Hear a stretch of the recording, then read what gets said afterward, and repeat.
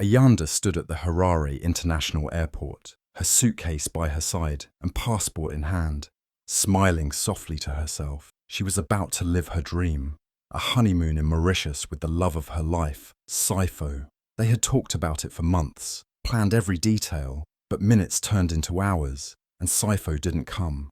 Her calls went straight to voicemail. Worry slowly turned into confusion, then sadness, then panic. Just when she was about to break down, a kind airport staff member approached her and gently showed her a video going viral on TikTok. Ayanda's heart nearly stopped. There was Saipho, standing at an altar, dressed in a suit, smiling, getting married, but not to her, to someone else, in Maputo. The caption on the video made it worse. 2 weddings in 1 month. He's a pro. Ayanda's hand shook as she stared at the screen. The laughter in the video, the music, the happy guests. It felt like a slap. The man she loved, the man she was waiting for, had betrayed her in front of the whole world. And now everyone was laughing, except her. Ayanda slowly walked back into her apartment, her hands still shaking, her eyes tired and swollen from crying. The moment she opened the door, something felt wrong. The silence was too loud. The place felt cold and unfamiliar. She stepped inside, looked around, and her heart sank even deeper. Half of her things were gone: clothes, electronics, even small decorations from the shelves. It didn't make sense at first. She dropped her suitcase and checked her bedroom. Her jewelry box was empty. Her laptop was gone. She rushed to her wallet, to her phone, to check her bank account. That's when the final blow hit her. Her savings had been emptied. Every cent she had worked so hard for, gone. Saipho had taken it all. Just a week ago, he had smiled at her and said he was booking the most beautiful hotels for their honeymoon. He had held her hand and promised her the best 2 weeks of their lives. Now she realized he had used that moment to steal from her. He had lied, cheated, and disappeared. And while she stood crying in the airport, he was already married to someone else. A rich woman, a famous fashion mogul, someone from a completely different world. Later, Ayanda would find out Saipho had been working secretly for the woman's brother, slowly climbing into their circle, pretending to be someone he wasn't. Ayanda sat on the floor of her apartment, staring at nothing. Around her, everything felt empty. The silence hurt more than anything. The man she loved had taken her money, her peace, her plans, and even her pride. She thought about the nights they laughed, the promises they made, the future she imagined. And now, she had nothing but a suitcase, a broken heart, and an empty home. But deep inside, something started to rise. Not anger, not hate, but strength. She knew she could not let this be the end of her story. She could not be just another woman left behind and forgotten. Saipho had betrayed her, yes.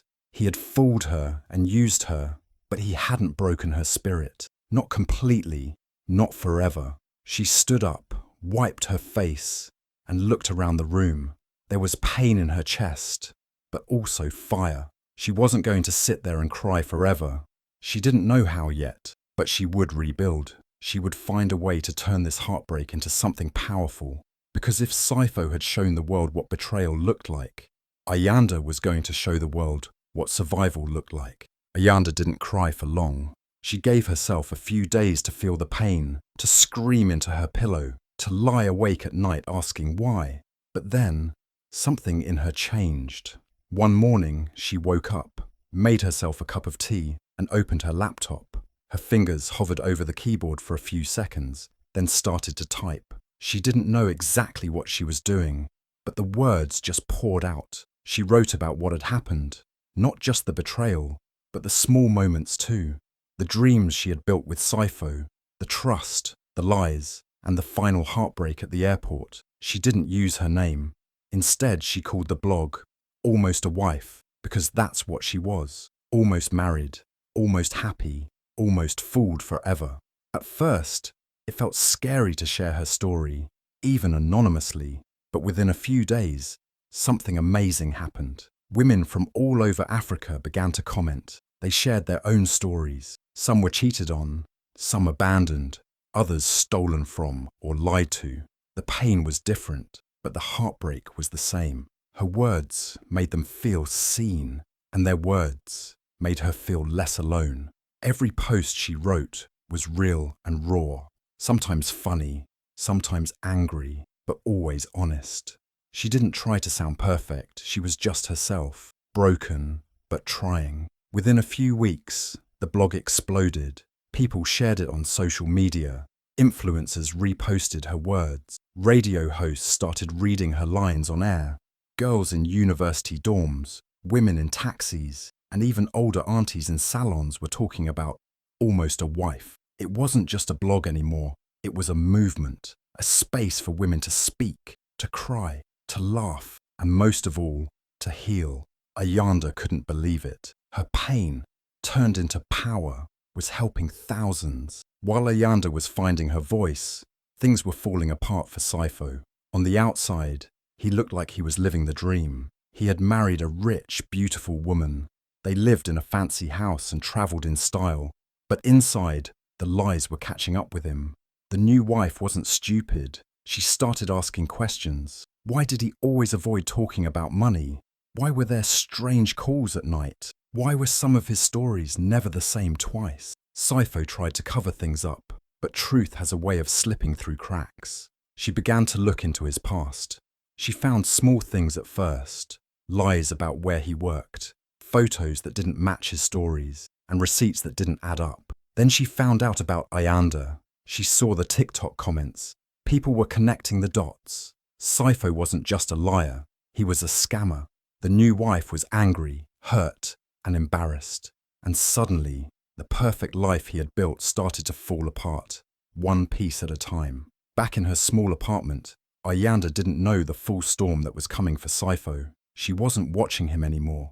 She was too busy replying to messages from women thanking her, too busy writing her next blog post, too busy healing and helping others heal. What Saipho had done to her was cruel, yes, but without knowing it, he had pushed her into her purpose. He had taken everything from her.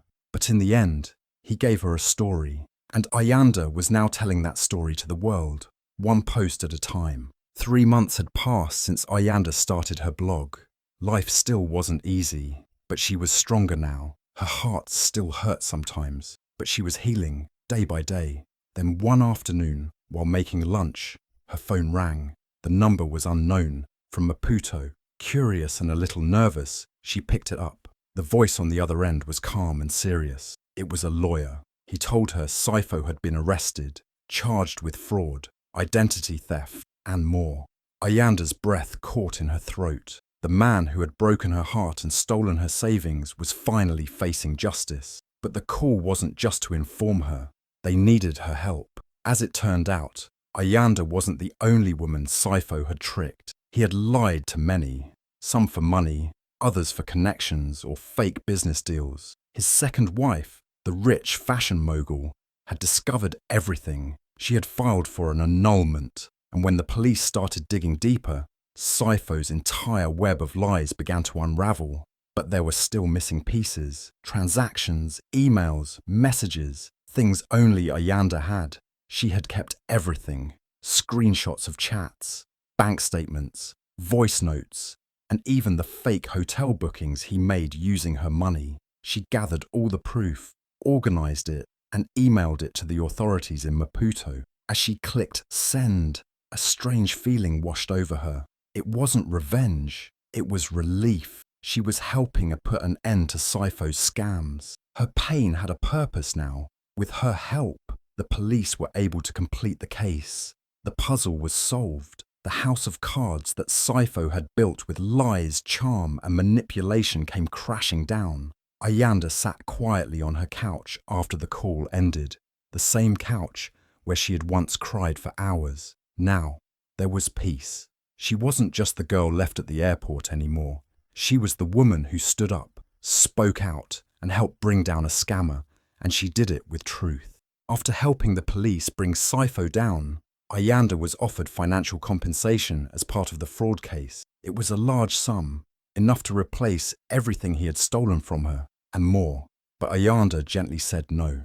Money was not what she wanted anymore. What she had built through her pain meant more than any refund. Instead, she chose a different path, one that felt more powerful, more lasting. A local publisher had reached out to her after reading her blog. They believed her story could become a book, a real book, Hassan. Ayanda said yes. She poured her heart, her truth, and every lesson into the pages. She wrote not just about Saipho, but about strength, love, healing, and the voices of other women who had shared their pain with her. The book was called Bride Without the Groom. When it was released, something magical happened. It became an instant bestseller across Africa. Bookstores couldn't keep it on shelves. People of all ages wanted to read her story, not because it was filled with drama, but because it was filled with truth. Her journey had become something bigger than heartbreak. It had become a light for others who thought they were alone. Soon, invitations started coming in. Ayanda was asked to speak at women's conferences, where halls were filled with women who had once been silent, but now wanted to speak up. Universities invited her to talk to young girls about love, choices, and healing. Talk shows wanted to hear her voice, not just for the story, but for the strength behind it. People called her the girl who was left at the airport, but never left behind. She had turned betrayal into bravery, shame into storytelling, and sadness into a stage. Each time she held a microphone or sat in front of a crowd, she remembered the moment she sat alone on the airport bench, holding her suitcase and waiting for a man who never came. That moment could have broken her, but now it had become the start of everything. Ayanda wasn't just telling her story anymore, she was helping others write their own. 1 year later, Ayanda walked into the Harare International Airport again, the same place where everything had fallen apart. But this time was different. She wasn't waiting for anyone. She wasn't holding back tears. She was flying first class to Zanzibar as a guest speaker for a global women's conference. Dressed in a simple but elegant outfit, with her book in her bag and confidence in her steps, she walked through the terminal with quiet pride. People smiled at her. Some even recognized her from interviews or book covers. She had become a symbol of strength, not just a girl who had been hurt. As she waited near her gate, her eyes caught a news report playing on the overhead TV. It was a courtroom scene. The headline read, "Saipho Dlamini sentenced to 15 years for fraud and identity theft." There he was, the man who once promised her forever, now standing in court, no charm left on his face. Ayanda watched in silence for a few seconds, then let out a soft, knowing smile. She whispered to herself, "Now that's a honeymoon surprise." With that, she turned away and walked toward her gate, not looking back, not hurting anymore. Her journey had truly begun.